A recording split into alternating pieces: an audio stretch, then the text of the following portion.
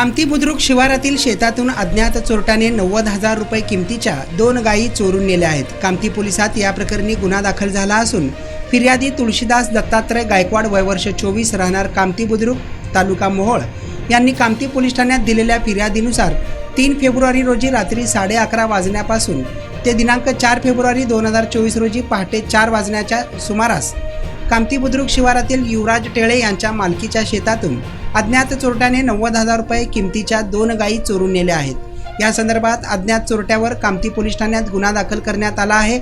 अधिक तपास पोलीस हवालदार कोटमळे हे करीत असल्याची माहिती समोर आली आहे। नारायण घंटे, लोकप्रधान न्यूज, कामती।